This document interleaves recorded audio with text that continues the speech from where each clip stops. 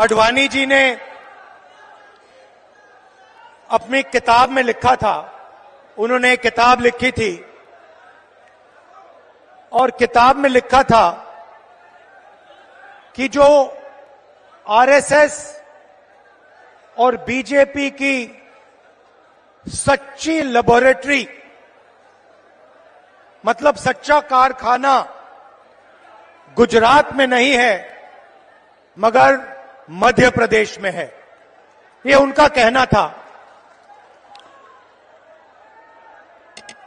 तो जब मैं इस भाषण की तैयारी कर रहा था तो मैंने सोचा, आडवाणी जी ने कहा था कि मध्य प्रदेश उनकी लेबोरेटरी है, उनका कारखाना है, तो चलो देखते हैं आरएसएस और बीजेपी की लेबोरेटरी में, कारखाने में ये क्या क्या काम कर रहे हैं।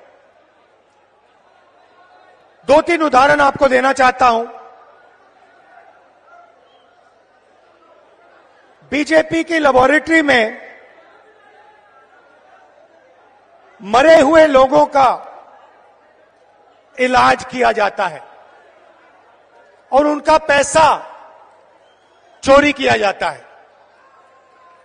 हिंदुस्तान के किसी और प्रदेश में मरे हुए लोगों का इलाज नहीं होता है, मध्य प्रदेश में मरे हुए लोगों का इलाज होता है और पैसा चोरी किया जाता है।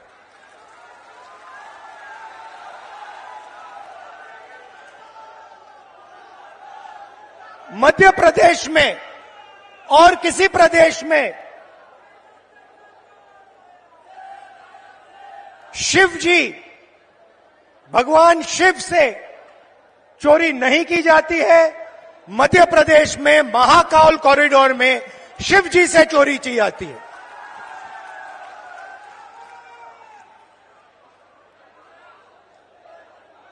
बच्चों के जो स्कूल यूनिफॉर्म होती है,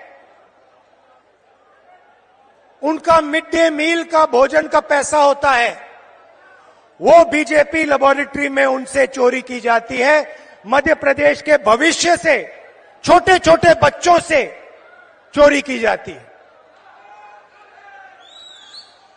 व्यापम में 1 करोड़ युवाओं के भविष्य को बर्बाद किया जाता है, 40 लोगों की हत्या हो जाती है, एमबीबीएस की सीट बिक जाती है और पटवारी बनने के लिए 15 लाख रुपए की रिश्वत देनी पड़ती है। मगर ये लोग वहां नहीं रुकते।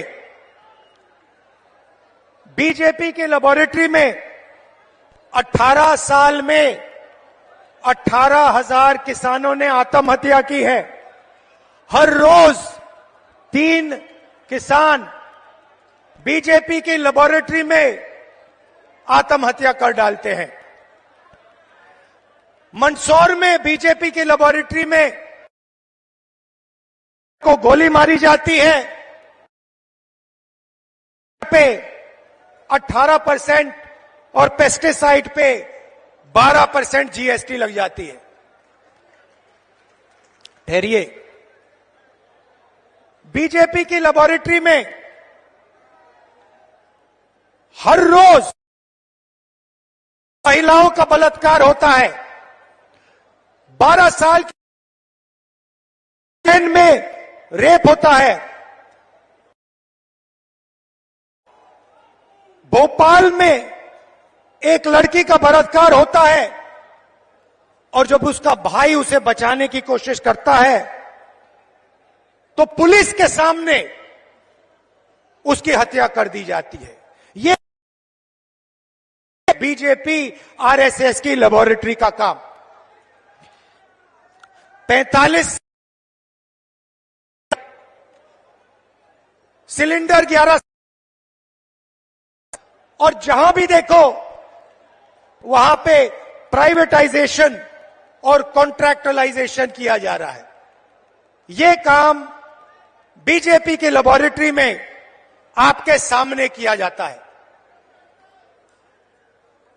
बीजेपी के लेबोरेटरी में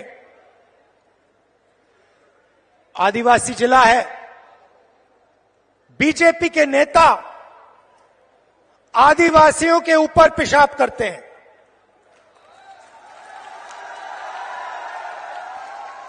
ये मतलब था आडवाणी जी का जब उन्होंने कहा मध्य प्रदेश में आरएसएस और बीजेपी की लेबोरेटरी बनेगी।